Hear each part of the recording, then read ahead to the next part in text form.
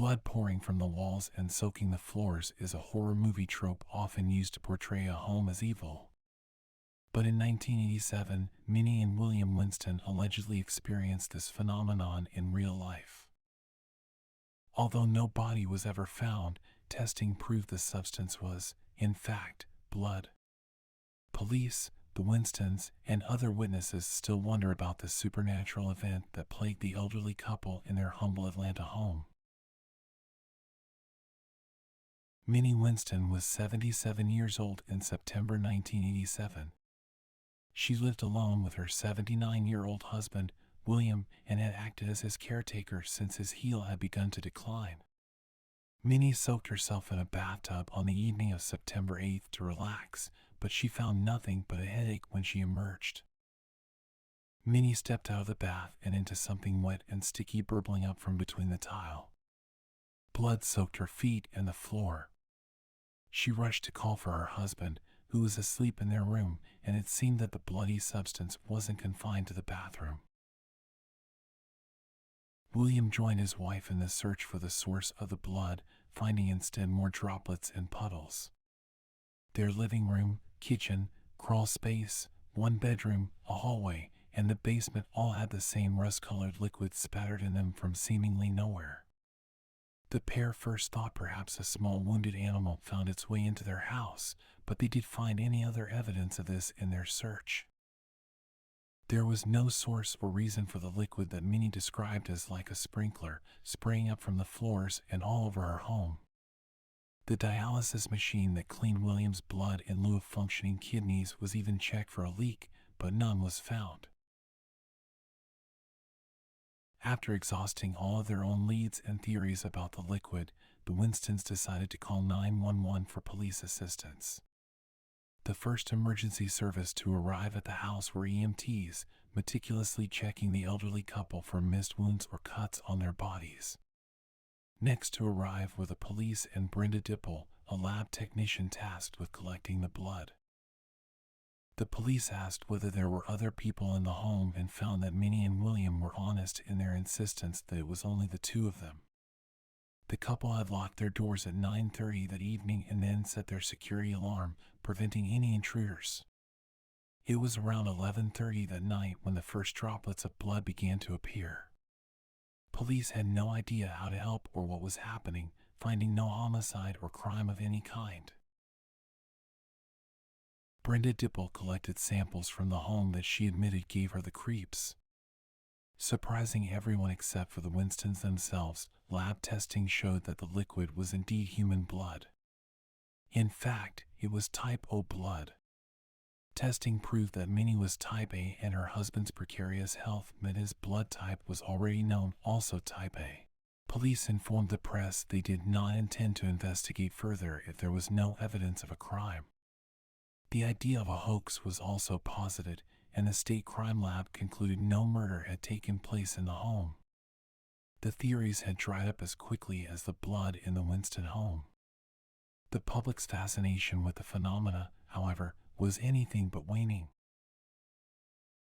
Kurt Rowlett was a rocker and researcher of paranormal activities and became fascinated with the story unfolding at 1114 Fountain Drive.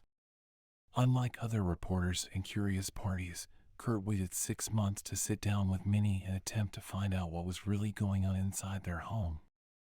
According to his book Labyrinth 13, True Tales of the Occult, Crime and Conspiracy, he called up Mrs. Winston and asked her several questions. According to Minnie, the Winstons had lived in the home for 22 years without any previous strange occurrences, and she now either believed or wanted others to believe the blood that appeared in her home was just rust and mud. Minnie claimed the hot water heater in her basement busted and the steam, mixed with rust and mud, shot through the ductwork to cover her home. This is, of course, refuted by the crime lab testing that identified the substance as type O human blood. Kurt concluded that Minnie did not want the substance that propelled her and her husband into the annals of paranormal lore to be blood, so she simply refused to believe it. After all, she wouldn't stay in a haunted house. Unsurprisingly, the interview did nothing to conclude the cause of the event. Police decided to investigate the previous occupants of the house on 1114 Fountain Drive, as they were absolutely stumped. Before the Winstons moved in, Albert Thompson and his wife were the residents. Albert was black, just as the Winstons, and worked for the Federal Housing Authority. One day in 1950, Albert was T-boned by a white driver who suffered no injuries. Albert was treated and sent back to the house on Fountain Drive with internal bleeding. The man responsible for Albert's injuries was not charged with anything and was let off with just a warning. Some believe the house bleeding was connected to Albert's fate, as the blood appeared to the Winstons when the anniversary of the car accident and Albert's death on Halloween were less than a month away. Others pointed to the death of another black man at the hands of a police officer who shot at the wrong suspect, an event that transpired just days before the blood began appearing in the Winston home. Was the house on Fountain Drive a portal for the pain of these victims and the deep-rooted racism in the Atlanta area where they lived? When questioned by Kurt Rowlett, many insisted that nothing even close to the blood dripping from their home had ever happened before.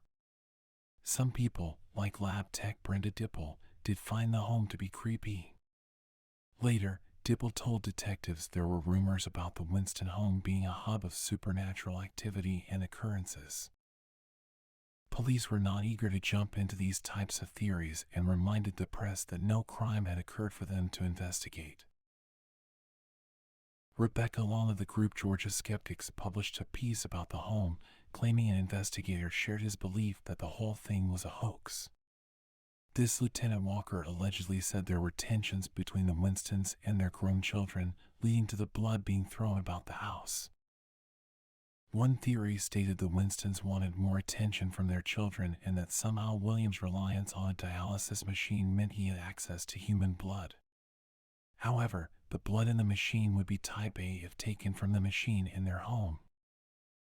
Another theory was that the Winstons' daughter was a nurse and stole the blood from her workplace and flung it about the house. The reason was to have her parents declared incompetent and take over their finances. No one seemed to care that the Winstons had no previous run-ins with police or any similar history. From the moment police arrived at the Winston home, so too did onlookers. William was frail and stayed in bed for a majority of the day, leaving Minnie to answer the door and the telephone when nosy neighbors and reporters came calling. Filming took place inside of the house, showing the large spatters of blood throughout. A parapsychologist named William George Rawle Jr. showed up with a reporter and asked for access to the home. He was turned away but vowed to keep trying. The Associated Press reported that Minnie stated on September 10th, "I still don't know where the blood came from, and I'm tired of all these people asking me all these questions. If anybody comes here today, I'm not going to open my door." The phone rang all night, people asking me questions. I'm fed up with all this. Minnie and William remained in the home until they both passed. William died a couple of years after the blood appeared in their home. Minnie lived to be 104 and died in the home in 2015. The case remains unsolved to this day. Minnie was only able to stay in the home by convincing herself that verified blood was muddy rust water, telling Kurt Rowlett that if the substance had actually been blood that she would not be willing to stay in the house anymore. Apparently, she was able to hold on to that small self-delusion.